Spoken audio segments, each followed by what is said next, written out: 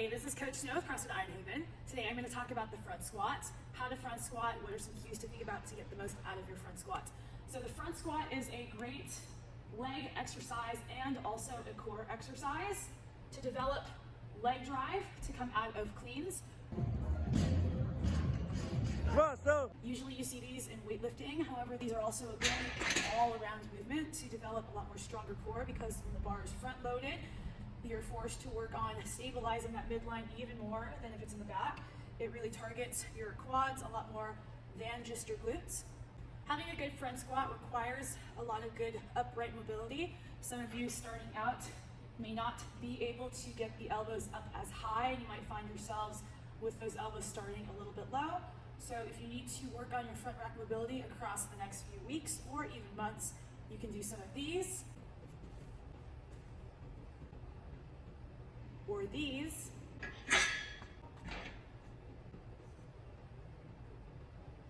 some of these, and also adding in a few of these. And over time, hopefully those elbows will get a little bit higher. So as you're setting up your front squat, what you want to do is address it with an open hand.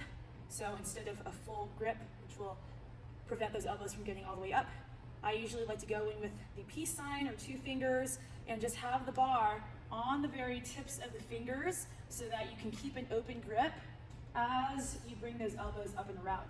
That bar is going to sit right against your neck and on the backs of your delts, so you have to shrug your shoulders underneath instead of just walking right into the bar. You have to get those shoulders all the way under the bar, so you want to shrug back and then pivot so that the bar sits right on the delts and right against the neck. It does take a bit to get used to that feeling of the bar pressing against that throat, but over time you'll get used to it. Now that you have the bar in the rack, you want to make sure that you're braced before the bar even comes off the rack. So what I like to think about is the cylinder around your abs. So the distance between your ribs and your hip bones is the cylinder. You have a big belt around your hips, and you want to keep that rigid. So as you're going into your squat, you don't want to crunch it or expand it in any direction. You want to keep it very rigid all the way through. So what I like to do, just to make sure you're bracing your core, is think about pulling those ribs down very slightly towards the hips, so creating a little bit of that compression.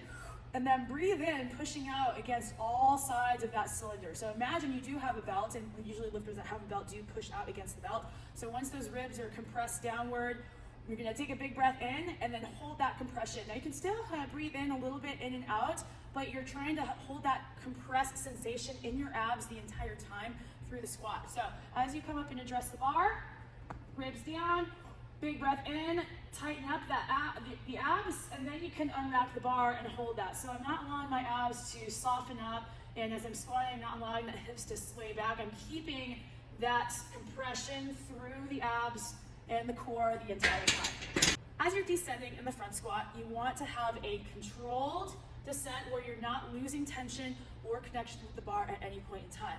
So usually if you're starting learning the front squat, I recommend taking about 2 seconds to go down in your descent before driving up. And this is gonna help you build strength in the negative portion of that lift. It's also going to help you stay in control, where you're not gonna crash at the bottom and lose tension, because it's really hard to regain tension when you come out of that squat. Once you're ready to go into your squat stance, your toes are feet are about shoulder width apart. You're gonna flare your toes out just a little bit at 11 and 1 o'clock, and that's gonna help your knees to track outward. You're gonna go down very slow with control, and then drive up by pushing your feet into the floor, squeezing your butt, and leading up with the elbows. So as you go down, you want to keep the elbows up and high away from the knees as possible, and then use the elbows to lead yourself up out of the front squat, pushing your entire foot into the floor. Now, if your front rack is not as high as it should be, and your elbows are down, you're going to have a tendency to fold over, which is going to have the bar go forward in front of the center of your foot. And anytime the weight goes forward, it's going to be harder to stand it up. It's also going to be more load on your back. So you can get away with a little bit lighter weight. As the weight is lighter, you can get away with not being nearly as centered, but as the weight gets heavier and as you want to start increasing more weight, you will have to work on getting that upright mobility just a little bit better. I do over time have the hands a little bit more under the bar rather than just the fingers, as having the hands under helps to give a little bit more support, but that's just if you have the mobility to do so. Let's talk about foot pressure really quick. So a really good drill I like to give a lot of new lifters is to squat on plates. So you're gonna grab a pair of 2.5 pound discs or small plates, and you're gonna place them about squat stance. And what you're gonna do is step the center of your foot over the center of the plate so that your toe and your heel are hanging off the edge. And you can practice doing squats with your foot on the center of the plate. And what this does is it prevents you from shifting your weight forward or back in that squat.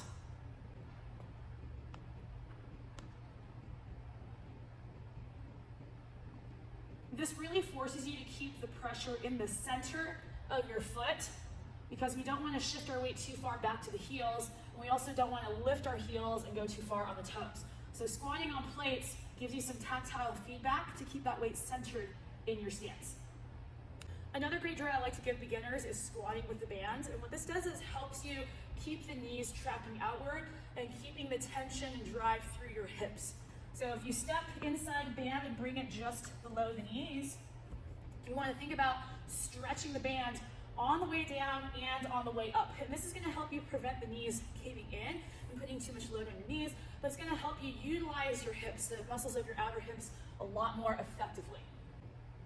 Stretch the band outward as you squat down, and keep the band stretched outward as you stand up. This way your knees are tracking in line with the toes. This is a really good drill if you find yourself butt winking at the bottom where your hips can collapse underneath and your knees start to cave in. So driving the knees out will help keep that core and midline a lot more stable. Lastly, to stand up in a squat, push the floor away with your feet. When we're squatting a barbell or any kind of weight, we're trying to get the weight away from the ground. The only connection that we have between our weight and the ground is our feet. So we want to make sure we're pushing our whole foot, not just the toe or heel, but the entire foot against the floor to stand up out of the squat. When you're down at the bottom, keep your whole foot into the floor and push the floor away with your foot, trying to keep the bar over the center of your foot as much as you can.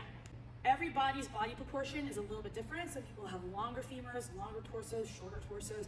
So everyone's front squat form is going to look a little bit different. Some people are naturally going to be a lot more upright, and some people are naturally just going to lean a little bit more forward and be very glute and backside dominant. You're going to do the form that works best for you. Main thing is just try to stay as upright as you can to keep the bar over the center of your foot.